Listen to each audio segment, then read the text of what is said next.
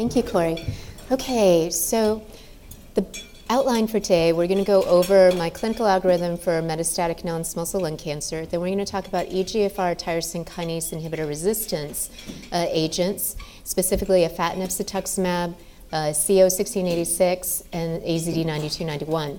Then we're going to go and talk about squamous cell and discuss the FGFR inhibitors, the AZD4547, and then BGJ398, and then we'll round it out with the anti-VEGF inhibitors, Ramucirumab and Nintedanib. Okay, so I think I showed this algorithm earlier today, and I think most of you in the clinic are doing something very similar.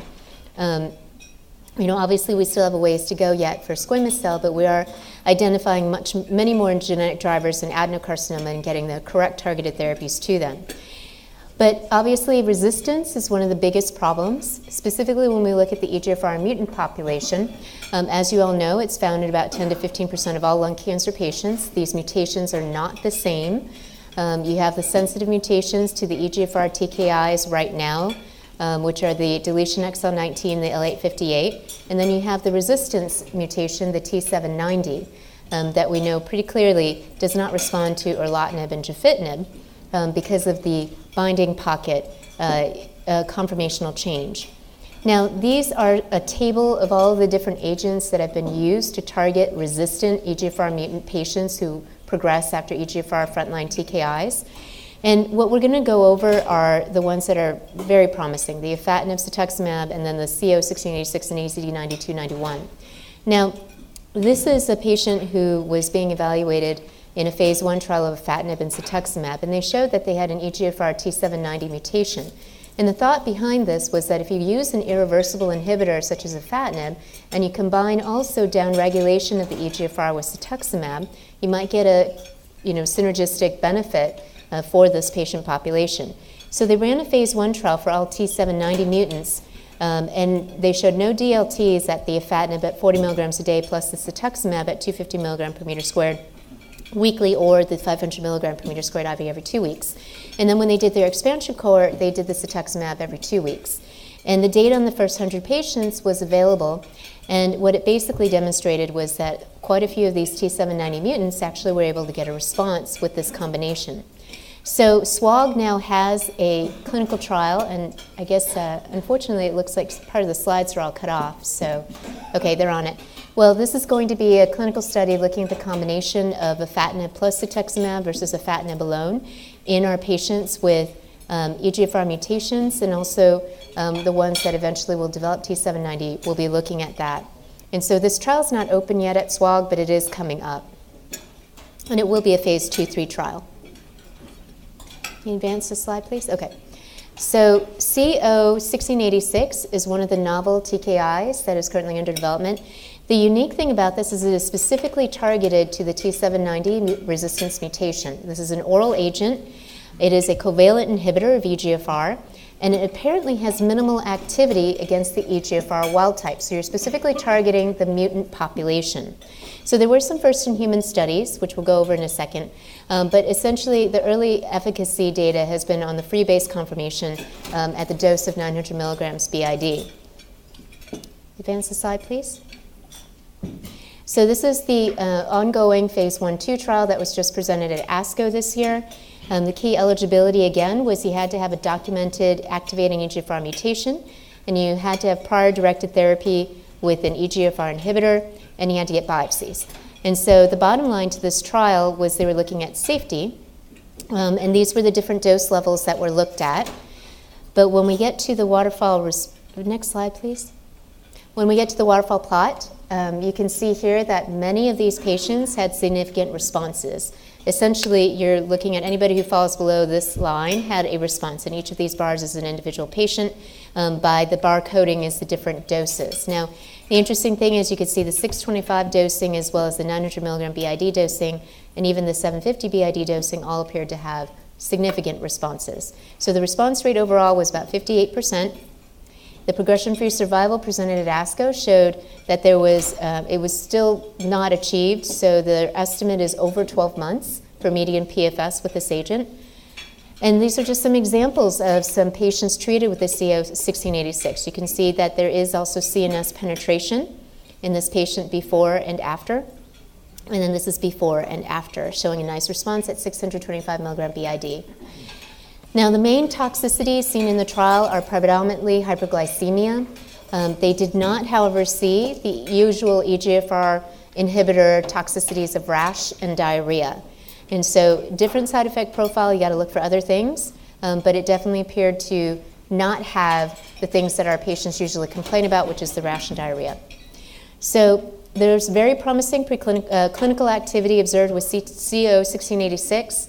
There is no wild-type EGFR inhibition, so it may have a totally different side effect profile that might be easier for our patients. We also are seeing CNS responses, and it appears to be very well tolerated. So this is a slide that, okay, go back one.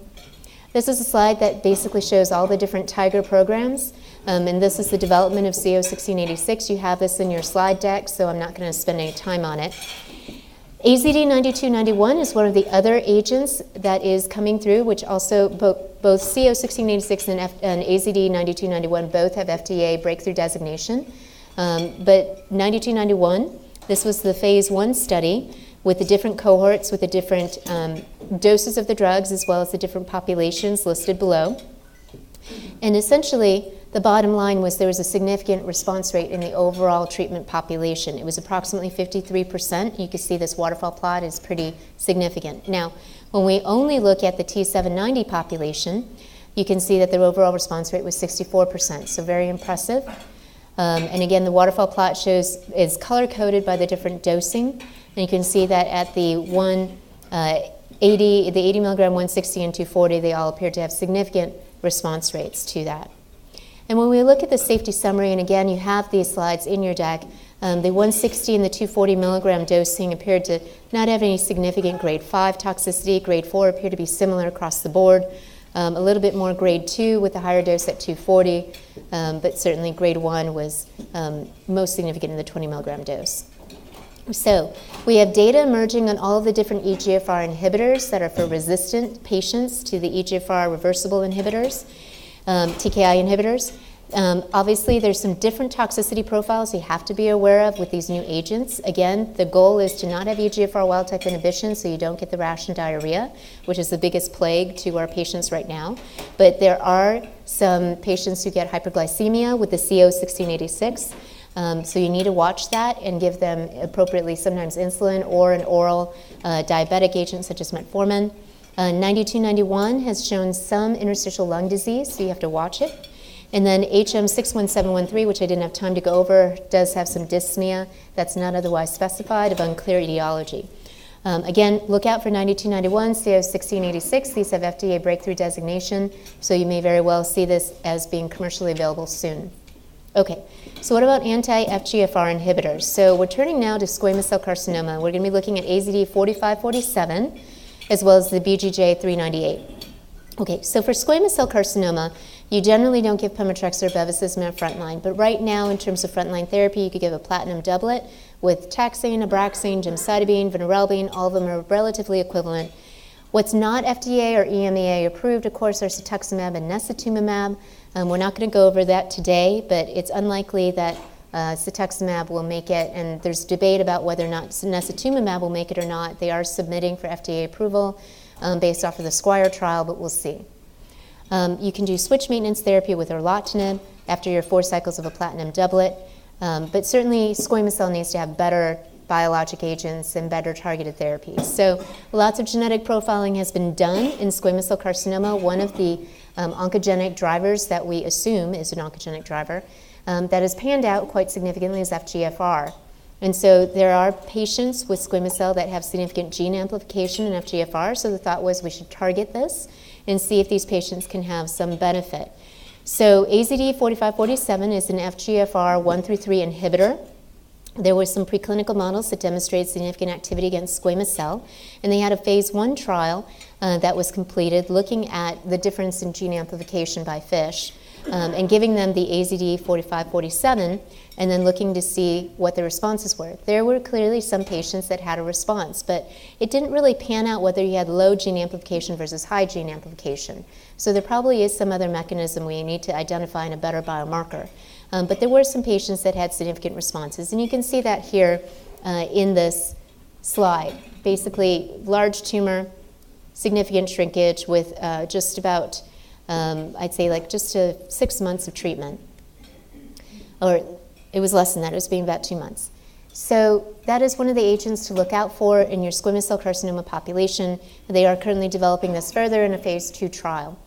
One of the other FGFR inhibitors is BGJ398, and this was a phase I trial presented at ASCO, basically doing different cohorts and dose expansions. But really the bottom line here was, again, just like with the other agent, we did see some response rates in the squamous cell carcinoma patients. The duration of drug exposure usually lasted anywhere between 16 to 42 weeks with some significant partial responses. And so there is definitely something to this class of drug in squamous cell carcinoma. So that's for our future. Okay, now to tie it up, for the anti-angiogenic agents in the last 4 minutes.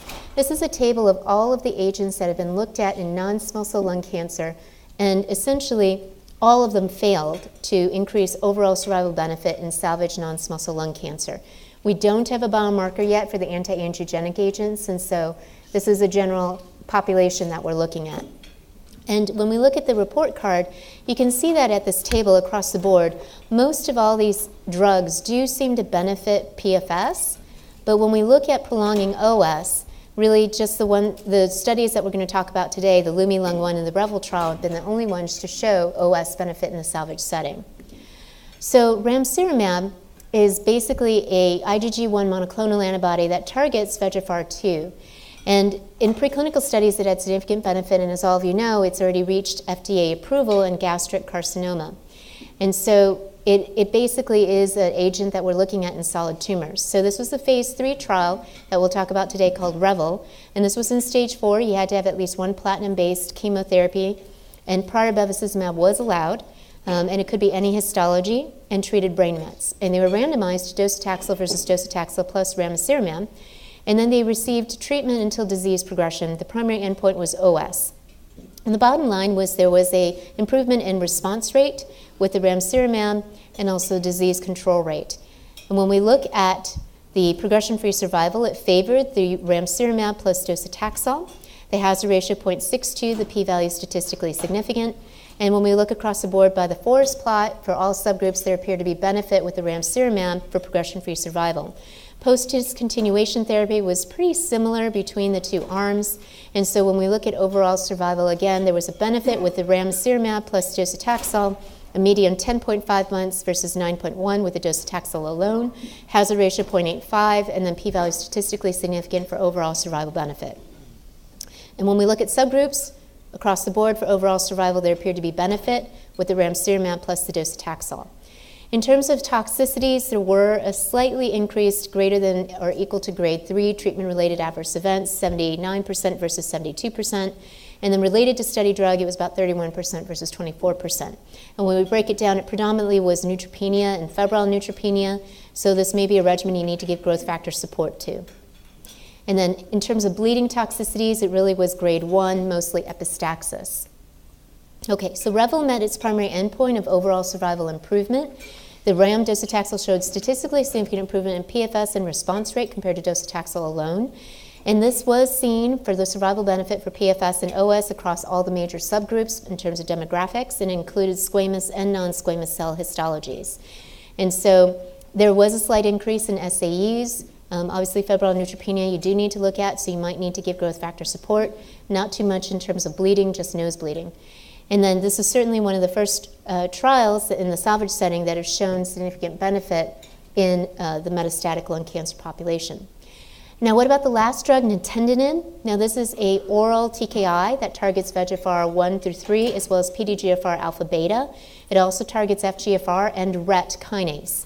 And so the phase III trial that we're going to look at next is called LUMI-Lung-1, and this was a study looking at second-line non-small cell lung cancer and giving them the Nintedanib, which used to be BIBF1120, plus docetaxel versus docetaxel alone. And then they received maintenance Nintedanib in the first arm versus maintenance placebo on the last arm. And so the bottom line was Nintedanib prolonged progression-free survival for both the adenos as well as the squamous cell carcinoma populations when combined with docetaxel, but the overall survival benefit was predominantly only seen in the adenocarcinoma population. The median was 12.6 months for OS versus docetaxel alone at 10.3 months, and the p-value was statistically significant. Across the board, with all subgroups, overall survival seemed to be benefited with the Nintedanib plus the docetaxel. And therefore, the conclusions from this were that Nintedanib was a very good agent to be combined with docetaxel without a significant increase in major toxicities. There's a lot of clinical data so far that have suggested that this might be a viable agent to develop further in non-small cell lung cancer. We did see an OS benefit in adenocarcinoma, and so there certainly is development further for an international global trial looking at Nintedanib plus docetaxel in the second-line setting for lung cancer. So this is my treatment algorithm, and I just expanded that maybe for second line we can now be looking at docetaxel plus RAM or docetaxel plus Nintedanib, and certainly, the immunotherapies are all factoring in here as well. So this landscape may change very soon. And I think I'll stop here. 1 minute over.